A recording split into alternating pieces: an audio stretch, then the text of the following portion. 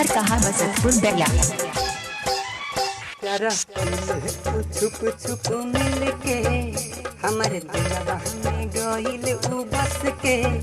प्यार कइल छुप छुप मिल के हमारे दिलवा में गइल उ बस के। ओ पानी बेचैन चैन मिले ना मिलते एक दिनवा से।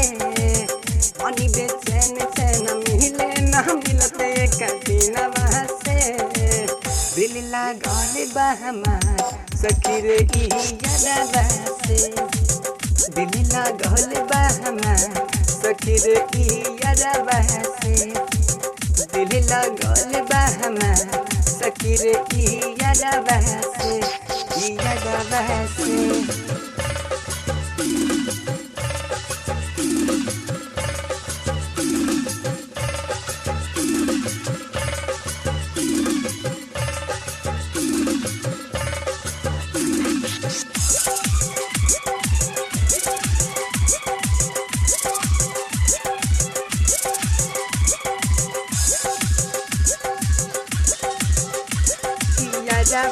से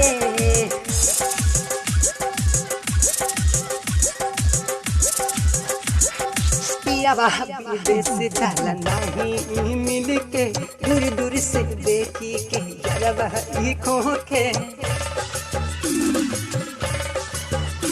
ओ पियावा विदेश जाला नहीं मिल के दूर दूर से देखी के यारवा ई खो के। पियावा से दूरी लागे यार के बहार सपने ई देख के रोजे हो जाला बिहान। रोजे हो जाला बिहान हॉर्न मारे देखी हमारा के करवा से। हॉर्न मारे देखी हमारा के करवा से। दिल लागल बा हमार सखी रे ई यादवा से। दिल लागल बा हमार सखी रे ई यादवा से। ई यादवा से। ई यादवा से।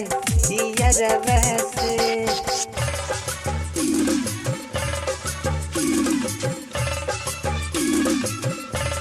सखी रे ई यादवा से।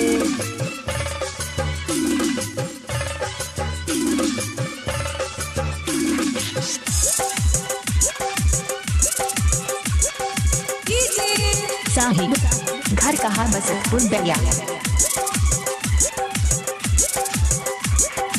आके यारवा पियाता पानी पियावा दीवाना नहीं के हमका दीवानी। आके यारवा पियाता पानी पियावा दीवाना नहीं के हमका दीवानी।